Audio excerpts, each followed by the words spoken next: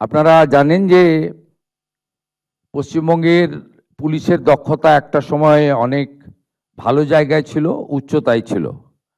কলকাতা পুলিশকে আন্তর্জাতিক স্তরের অনেক পুলিশ ডিপার্টমেন্টের সঙ্গে তুলনা পর্যন্ত করা হতো। ধীরে ধীরে পুলিশের যে উচ্চতা এবং তার দক্ষতা সেটাকে বিগত দিনের সরকার কাজে লাগায়নি। সেই কারণে আমাদের মনে হয়েছে যে পুলিশের ম্যান পাওয়ার, পুলিশের মডার্ন আধুনিক যে জিনিসপত্র দরকার সেগুলো, এবং সাথে সাথে আমাদের ইনফ্রাস্ট্রাকচার অর্থাৎ পরিকাঠামোগত উন্নয়নও করা দরকার। এবং আমরা আজকে এই এগ্রিমেন্টটা করছি এই কারণে, যাতে আমাদের কেন্দ্রীয় পুলিশ নির্ভর পশ্চিমবঙ্গ পুলিশকে থাকতে না হয়, আমাদের সেই দক্ষতায় এবং উচ্চতায় আমাদের পুলিশকে আমরা নিয়ে যেতে পারি।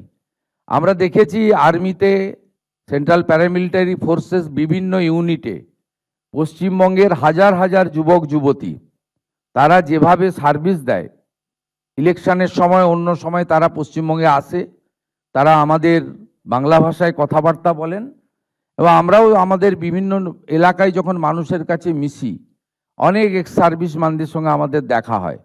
তাদের দেশের প্রতি, রাষ্ট্রবাদের প্রতি অগাধ আনুগত্য এবং তাদের কর্তব্য অবিচল থেকে তারা যেভাবে ডেডিকেশন করে সেইভাবে তারা তৈরি হয়েছে।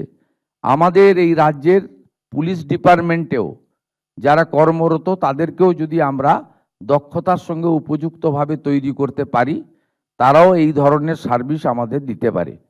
আমরা বিগত দিনে দেখেছি যে পশ্চিমবাংলায় পুলিশের মধ্যে দক্ষতা থাকা সত্ত্বেও শুধুমাত্র তাদের প্রকৃতপক্ষে উপযুক্তভাবে তৈরি না করা, আত্মরক্ষার সামগ্রী, আধুনিক সামগ্রী না দেওয়া এবং তাদের পুলিশের সংখ্যা বৃদ্ধি না করার ফলে আমাদের পুলিশ ডিপার্টমেন্টের কাছ থেকে যে আশা প্রত্যাশা জনগণ করেন বা আমরা করি, সেখান থেকে অনেকটা দূরে সরে গেছে।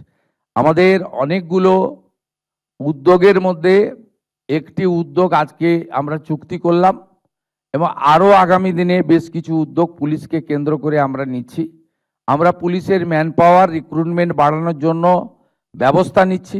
রিক্রুটমেন্ট পলিসিতে আরও স্বচ্ছতা আনার জন্য আমরা তার ব্যবস্থা নিচ্ছি। আমাদের যে ট্রেনিং নিয়ে বসে আছে 16,000 কনস্টেবল, তাদেরকেও আমরা কাজে লাগানোর জন্য উদ্যোগ গ্রহণ করছি।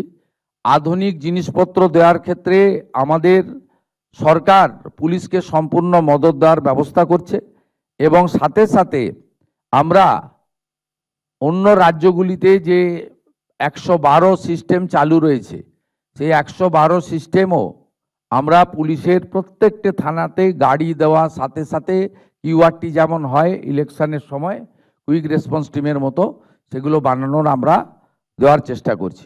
আমার মনে হয়েছে এই এগ্রিমেন্টের ফলে আমাদের পুলিশের মধ্যে যে উচ্চমানের হিউম্যান রিসোর্সেস রয়েছে তাকে আমরা প্রকৃতপক্ষে মূল্যায়ন করতে পারবো, তৈরি করতে পারবো।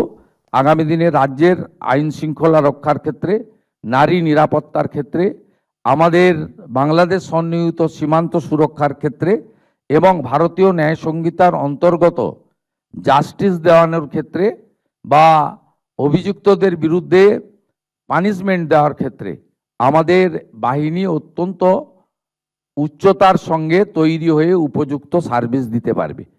এই প্রস্তাব আমাদের জাতীয় রক্ষা ইউনিভার্সিটি থেকে গত বছর 2025 নভেম্বর মাসে এসেছিল। বিগত সরকার তারা এই বিষয়ে উদাসীন ছিলেন, তারা অবহেলা করেছেন। স্বাভাবিকভাবে বর্তমান সরকার আসার পরে আমাকে এই বিষয়টি মহামান্য রাজ্যপাল, তিনি তার রাজভবনে, আমি যখন লোকভবনে আমি তার সঙ্গে যখন দেখা করতে গেছিলাম, তিনি বলেছিলেন মিস্টার বিমল পাটেলের কথা, এবং তারপরে অতি দ্রুততার সঙ্গে আমাদের স্বরাষ্ট্র সচিব মহোদয়া এবং ডিজিপি মহোদয় তারা উদ্যোগ গ্রহণ করে চিফ সেক্রেটারির গাইডেন্সে এটা আজকে করতে পেরেছেন। আমি অত্যন্ত খুশি। আমি পশ্চিমবাংলার জনগণকে প্রেস মিডিয়ার বন্ধুদের মাধ্যমে আশ্বস্ত করতে চাই, পশ্চিমবঙ্গে বিগত দিনের মতো শাসকের আইন নয়, আইনের শাসন আমরা ইতিমধ্যে প্রতিষ্ঠা করেছি, আরও সুদৃঢ় করব। আমাদের পুলিশ কর্মীরা কেউ আহত হয়ে হসপিটালে যাবে না, আমাদের পুলিশ কর্মীদের গায়ে থেকে রক্ত বেরোবে না। আমরা সেইভাবে সুরক্ষিত পুলিশ তৈরি করব। জনগণের নিরাপত্তা এবং পুলিশের নিরাপত্তা এবং তাকে সুরক্ষিত রাখা দুটোই এই সরকারের দায়িত্ব, সে কাজটা আমরা করব। এটাই ছিল আমার আজকের এই অনুষ্ঠানে বক্তব্য।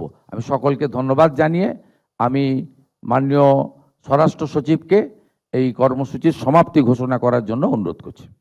আমাদের ভিডিও ভালো লাগলে লাইক এবং শেয়ার করুন। কমেন্ট সেকশনে গিয়ে জানান আপনাদের মতামত। আরও ভিডিও পেতে আমাদের চ্যানেল সাবস্ক্রাইব করুন এবং প্রতি মুহূর্তে খবরের আপডেট পেতে প্রেস করুন বেল আইকন।